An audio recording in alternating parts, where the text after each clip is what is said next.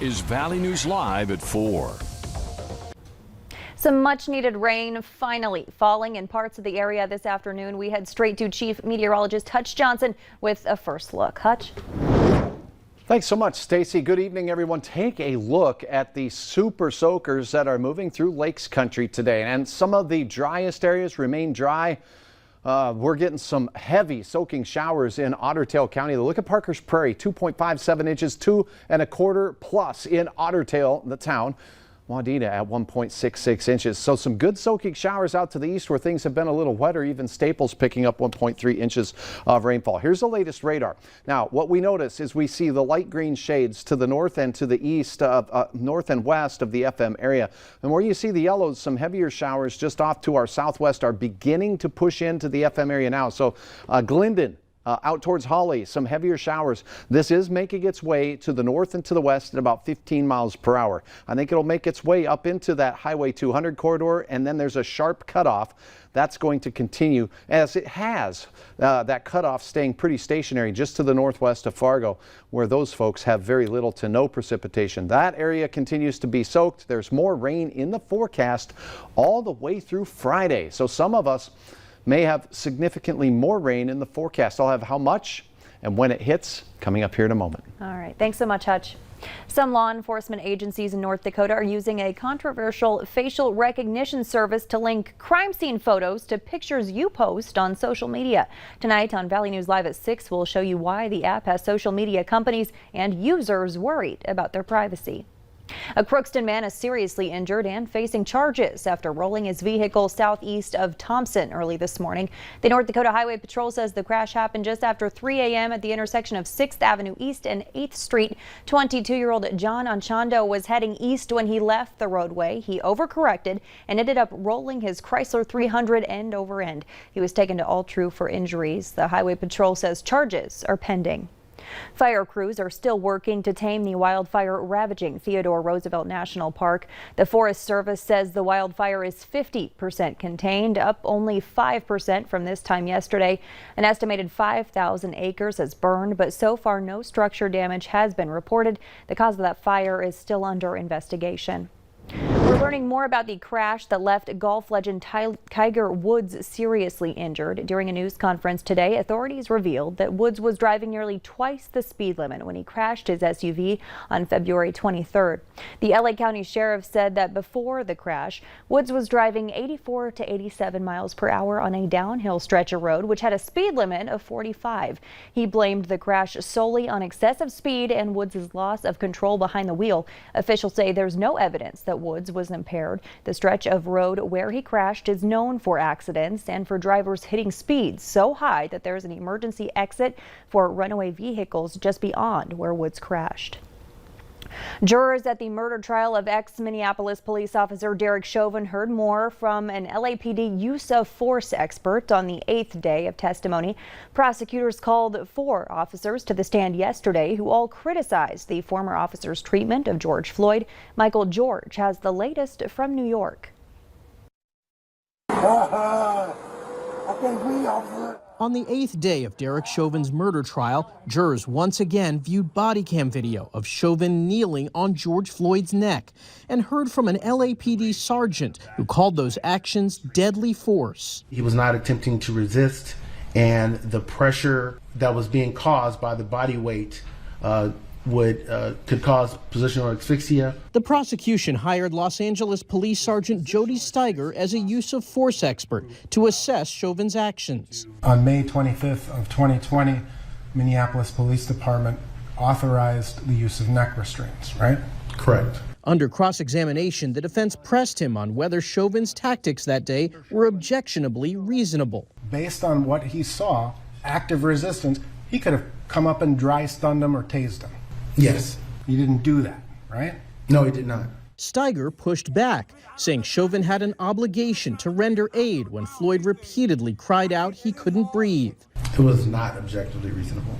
As a officer on scene, you have a responsibility to realize that, okay, something is not right. Current and former Minneapolis police officers have testified this week that Chauvin acted outside the bounds of policy. On Wednesday, the defense tried to introduce a video to back up their claim that Floyd's drug use and underlying health conditions led to his death. You hear what he said? No, I couldn't make it out. The jury has yet to hear from the Hennepin County medical examiner and other medical experts on what caused Floyd's death. Michael George, CBS News. Chauvin stands accused of murder and manslaughter in connection to Floyd's death. He could face up to 40 years in prison if convicted. Just a reminder, North Dakotans ages 16 and up can walk in and get their COVID shot today. The vaccination center in Fargo is holding walk-in clinics today and tomorrow. All you have to do is head over to the former Gordman's building located at 5100 14th Avenue South in Fargo.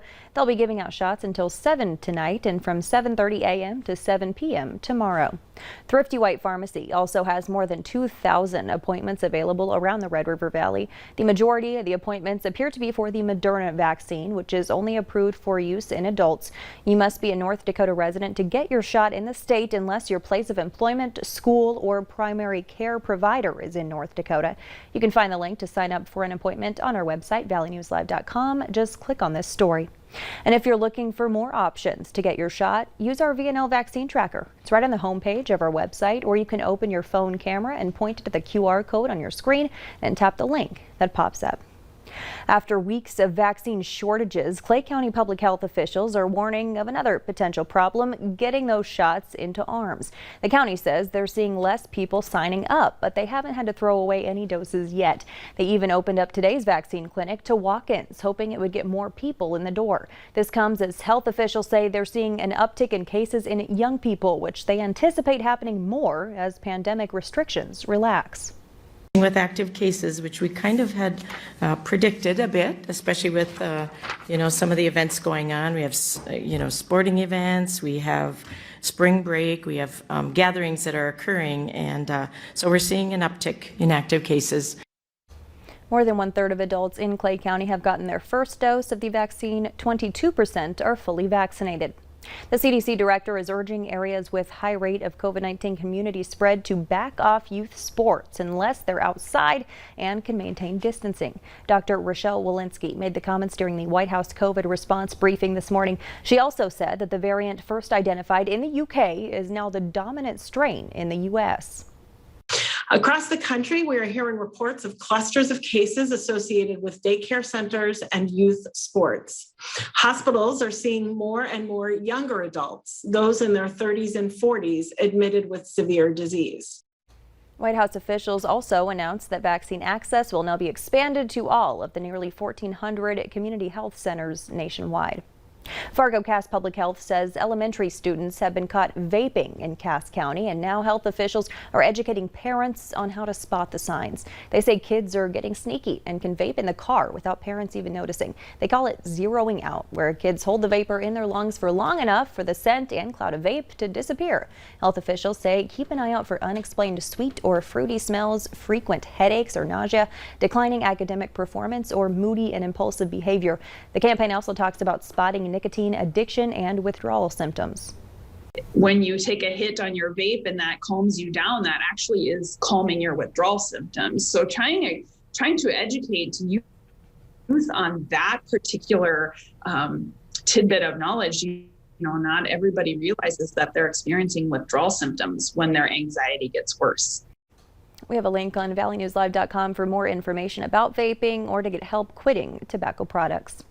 The warmer weather has many of us itching to get outside and start gardening. But before you plant some spring bulbs or put in those landscaping pavers, you need to check where you're digging, or that yard work could turn dangerous. To make it easier and safer, Xcel Energy is offering to mark your yard free of charge to prevent you from digging into underground utility lines.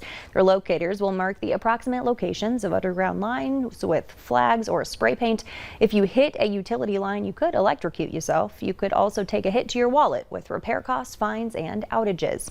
In North Dakota, homeowners and contractors should call 811 at least 2 days before a big project to have their yard inspected. When the sun comes out and it warms up a little bit, then people want to sit outside. Spread ahead the push for restaurants to expand outdoor dining. Our wet weather continues, and in fact, for some of us here in the FM area, our rain chance is increasing. I'll have details in your hour-by-hour forecast where all of this green on your screen is heading and what you can expect for the rest of the forecast period right after this.